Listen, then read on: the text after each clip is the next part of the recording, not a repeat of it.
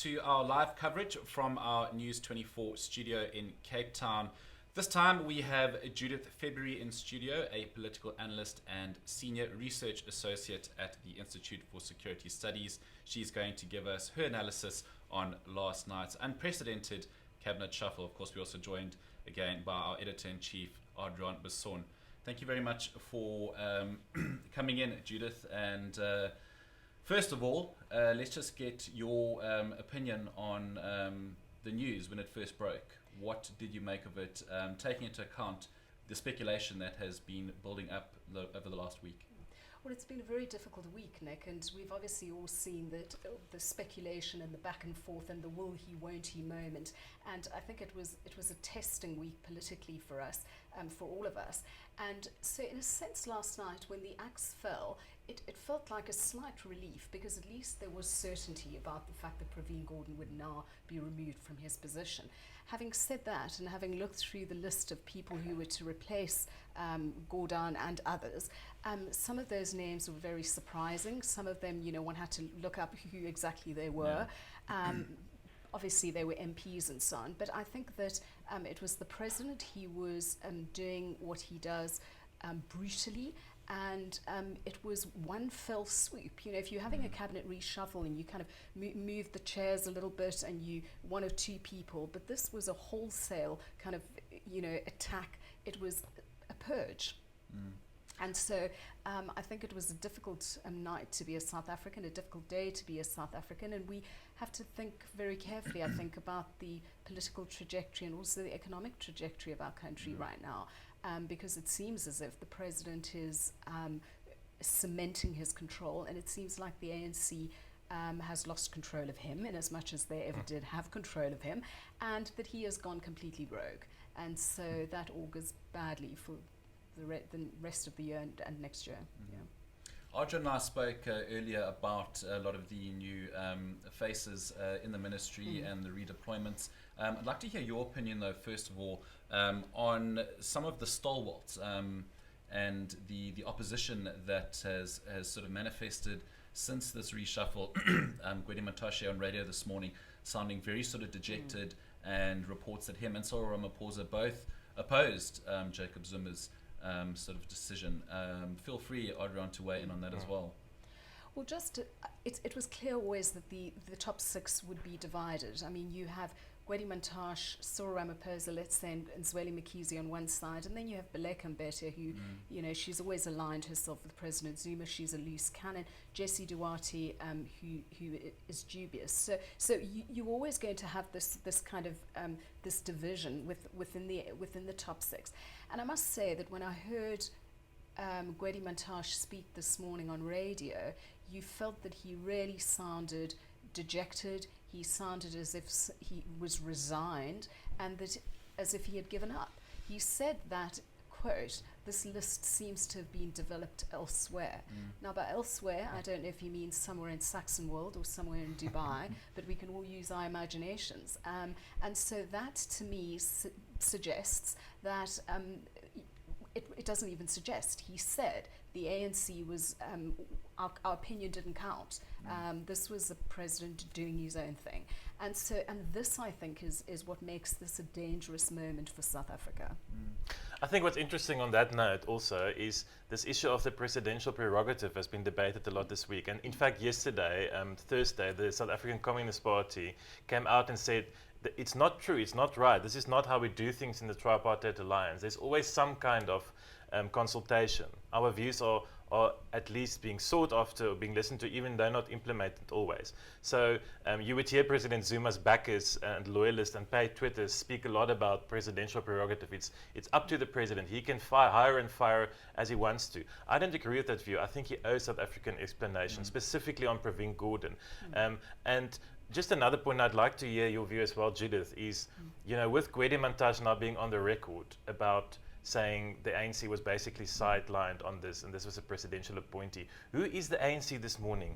What is the ANC today? Is it the ANC of Jacob Zuma? Is it the ANC of Gwedi Mantashe? Is this another split in the ANC?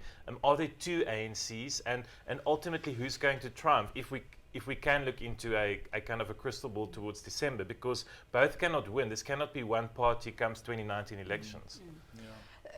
Those are very good questions, and if one knew the answer to that. But just on the presidential prerogative, yes, the president has the powers in terms of the Constitution to appoint his cabinet. He can hire and fire ministers. But of course, I think we have to remember that it's an exercise of public power. And once you exercise public power, you have to be held to account for that. And that doesn't mean accountable to the ANC or to the Tripartite Alliance. It means being accountable to all of us as citizens. So the way in which this announcement broke, I think, was reckless and showed a complete disregard for South Africa, for the citizens of this country, because the president has not deigned to explain why he's done this.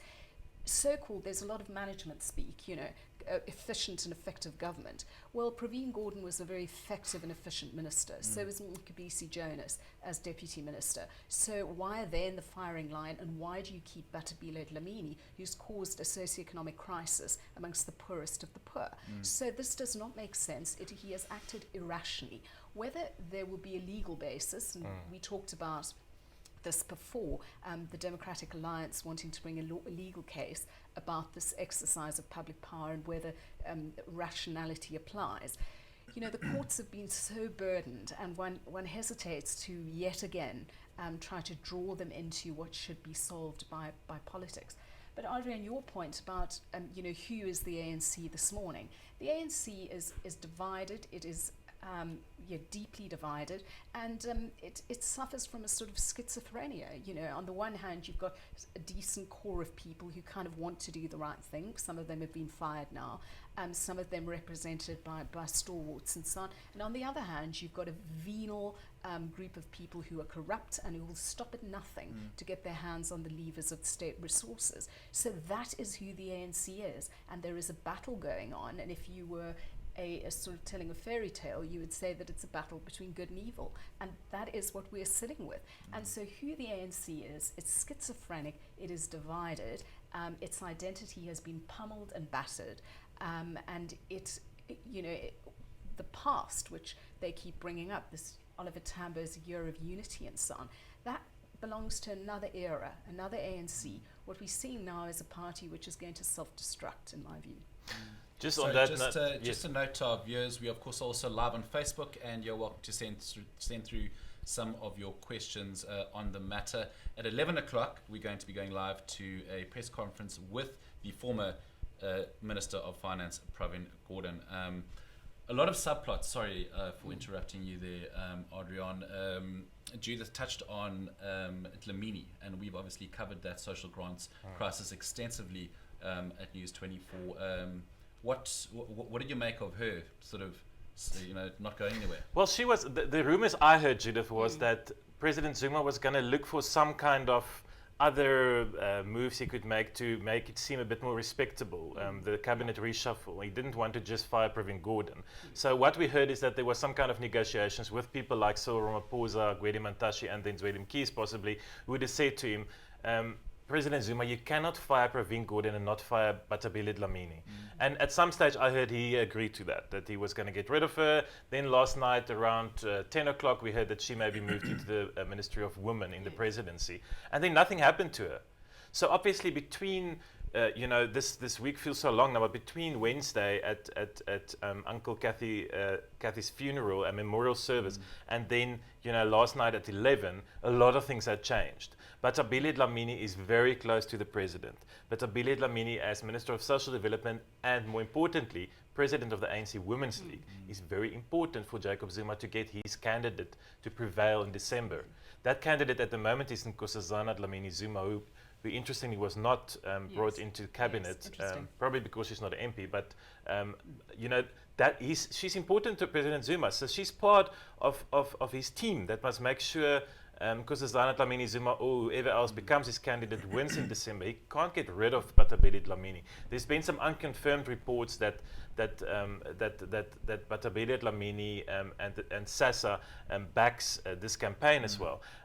But it just makes no sense. It's illogical, and that's why it'd be interesting, Judith, if there is indeed a court case today by a opposition party like the DA to try and prevent the swearing in of ministers, whether the court could rule on the rationality of President Zuma's exercise of executive power. What does the rationality mean? I suspect the courts wouldn't want to go there. This is really not their place to tell the president who to appoint as ministers. But he owes us an explanation as a country.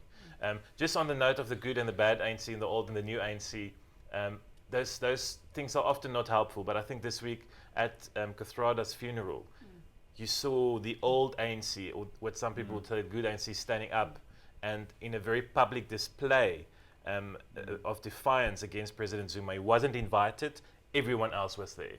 Thabo Mbeki, Kgalema Motlanthe, Winnie Mandela, Julius Malema. John, and really motivated him to crack his whip, hey everyone, I'm still the boss. Exactly, and part of this is about a reassertion of his authority, because you saw that, I think it was Ranjani Mansami writing in the Daily Maverick who said, he is a diminished man after Ahmed Kathrada's funeral and not being there. And so, this would have sat uncomfortably with him. But, Jacob Zuma wasn't the winning chess player on Robben Island for nothing. And so this is perfect for him, these circumstances where he is able to play that chess game and play a longer game. He also, Andre, and you mentioned the constituencies, exactly. Malusi Gigaba, an ex-youth leader, youth leaguer, and Fikile Mbalula, yes. the useless Fikile Mbalula, who was incompetent at sport, is presumably going to be even more incompetent in his portfolio. So I meant, though, not the good and the bad ANC, because I don't think it's that simplistic. I meant, forces of good and evil. But because the ANC is complicated, and even I was reading Nelson Mandela's speech in Mafeking from 1997, I think it was, and he talks about the way in which the party is being captured by corruption and how people are becoming careerist, and what should the ANC do about that. The sort of classic kind of movement from a liberation party to a movement to a political party in a modern context, which has to be accountable and doesn't really know how. So these are not new debates, but I think President Zuma takes this to a whole new level that we couldn't have perhaps imagined, maybe in our naivety. But he is brazen in the way in which he's exercised power. And just, of course, we talked about Batabile Dlamini. She brings with her constituency, but also Faith Matambi. Parliament has asked for Faith Matambi to be removed from her position. She's presided over a crisis at the SABC. And then, of course, President Zuma gives her the position of Public Service Administration. She has to run the state now. She has to run the Civil state. service. And that is core to the kind of socioeconomic delivery. So you've got Batabile Dlamini on the one hand, with crisis in social grants, and then on the other hand, somebody like Faith Matambi, who has got to deal with the state's ability to deliver. So he will protect those who are loyal to him, and this is irrational. It makes absolutely no sense. And apart from to explain that the issues of loyalty and also of state capture at play here. Before we, Odran, before we read out some of the viewers' comments, what, Judith, do you think will come out of this press conference with Pravin Gordhan at 11?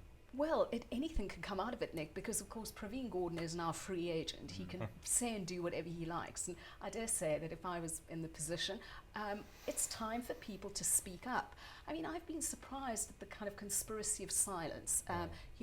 We've gone through a whole week where the country has been held to ransom by this rogue president, and with the sword of Damocles hanging over everybody's head.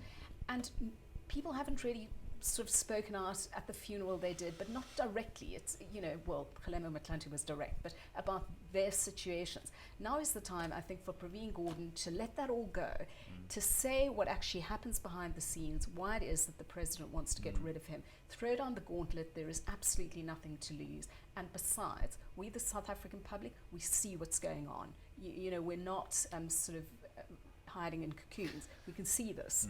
But the thing that bothers me about this as well, and I mean, I'd like to hear your views, Judith, as well, is there's always been this thing in the ANC, which I've heard from the what you call the forces of good, that we'd rather stay inside to help fix from the inside, because if we leave, then the looting is going to start. Well, the looting has started. Exactly. What can Cyril Ramaphosa, with all honesty and respect, do today to prevent the looting at Treasury to start?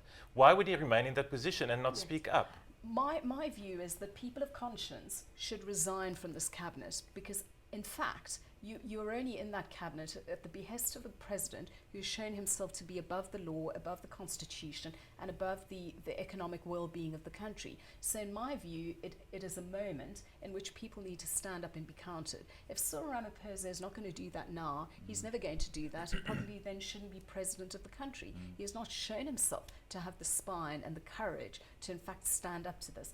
So I agree with you, Audrey, and this idea that, you know, it's better inside the tent than outside because it's cold outside of the ANC. If that means a split of the ANC, then so be it. I think that, you know, if we were to have that sort of crisis, at least we could deal with it. But at the moment, you've got a situation where good people are sort of keeping their heads down. The time for that has gone. It is over. Okay, guys, we need to wrap this up. But before we go to that press conference with Pravin and Gordon, I'm going to read out a couple of your comments and questions. Again, a very pertinent one. You touched on it, Judith, about the grants from Patricia Ann Liebenberg. Are grants going to be paid? Why this just before payouts? What was so important that Zuma did the shuffle in such a hurry and so secretively? Well, but secretively is a very good point as well, because of course it happens at midnight. Any leader who is worth, who has the courage of his convictions, does not reshuffle a cabinet cowardly at midnight. And so what you have is somebody who is, you know, playing the dark arts here. But who knows about the issue of grants? I have no doubt that the grants will be paid because some deal will be struck and so on. So. But the problem is that there's corruption in that deal, and there is corruption with regard to the minister. There have been plenty of stories around the role of CPS, Serge Belamonte and so on, and also the subsidiary contract. So, you know, this again goes to show that there was no rationality. And what it does show is that that there is no room in President Zuma's cabinet for the competent, for the thoughtful, and for the ethical. All right, that's it for now. We will be back after the press conference with Pravin Gordhan to look more at the economic side of things and how this has affected the markets. Stay with us.